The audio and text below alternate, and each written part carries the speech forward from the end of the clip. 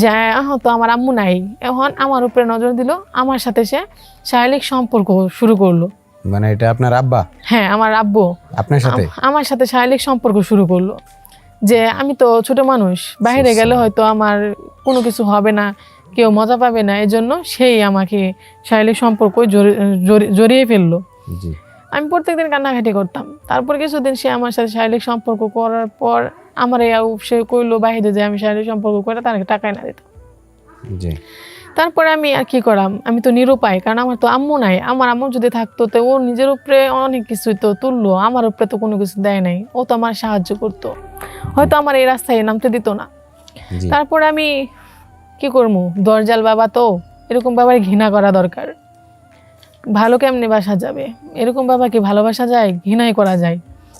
মনে চাইছিল যে কুবায় চাকচাক করি, কিন্তু জন্ম দিছে তো তাই কিছু করতে পারি নাই। তারপরে গেলাম বাইরে, যাওয়ার পরে প্রক্রিয়া করলাম।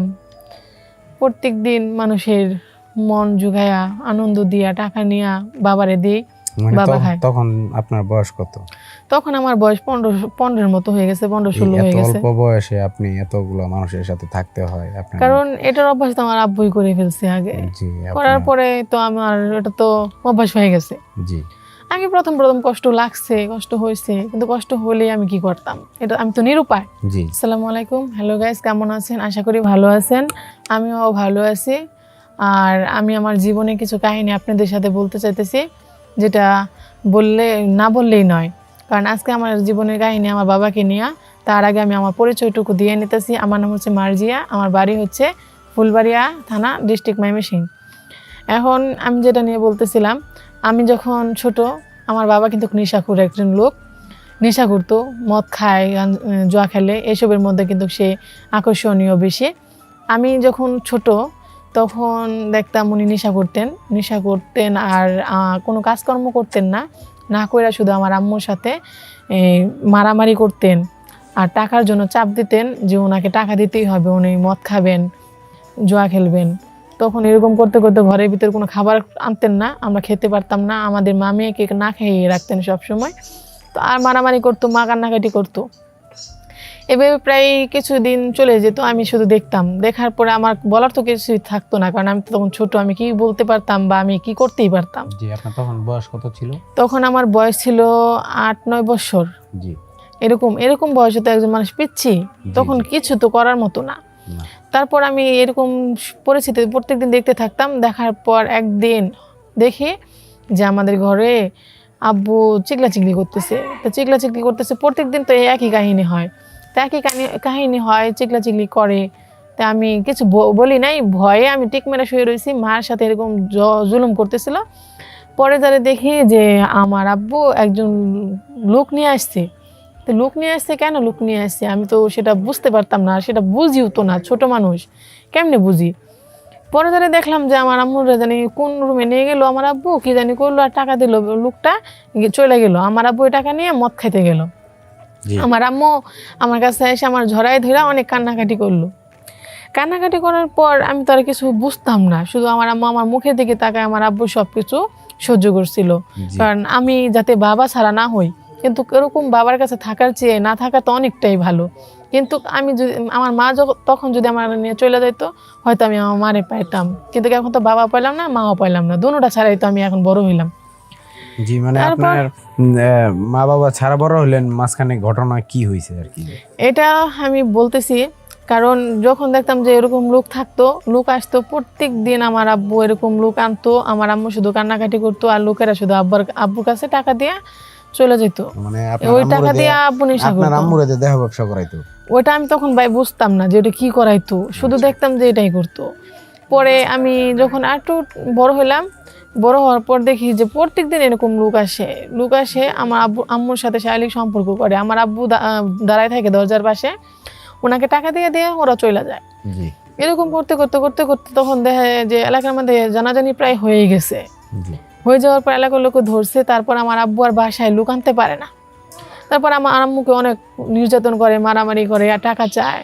তারপর আমার আম্মু বাধ্যতামূলক লোক বাইরে যাওয়ার চিন্তা ভাবনা করে যে দেহ ব্যবসার জন্য বাইরেই চলে যাবে।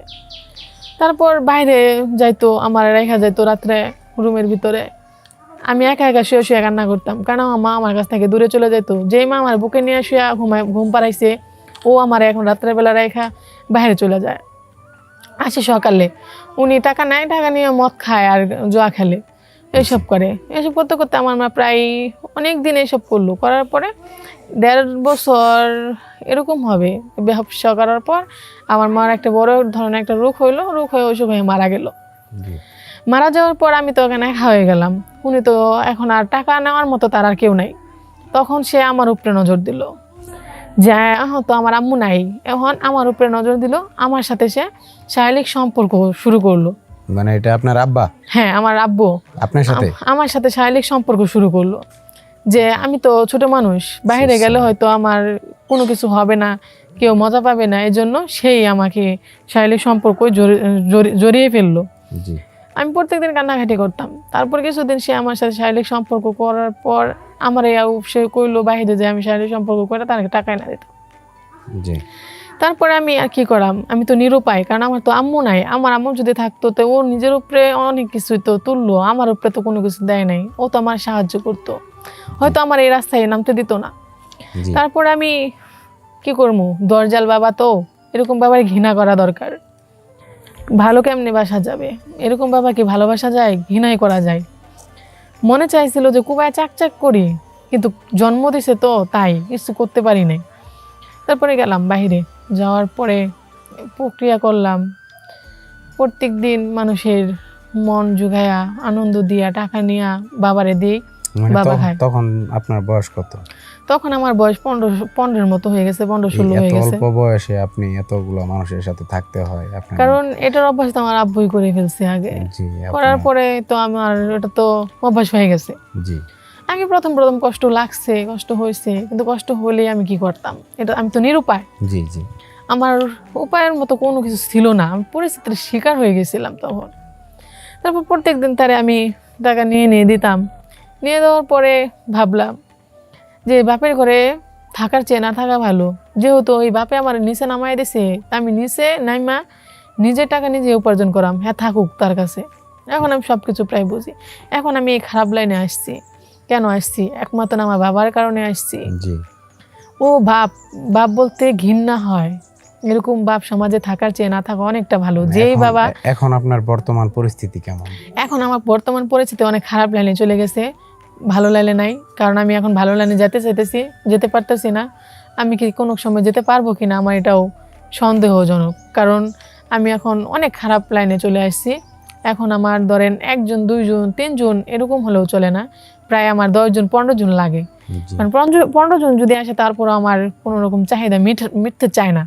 এখন আপনি মনে করেন যে আপনারা যে আমি কতটুক নিচে নেমে গেছি দেখছেন। এটার জন্য কি আপনি আলাদা কোনো ওষুধ খেয়ে নিছেন? যে না, আমি কোনো ওষুধ খাই নাই। আমার এটা রাইলিং হতে এরকম অভ্যাস হয়ে গেছে।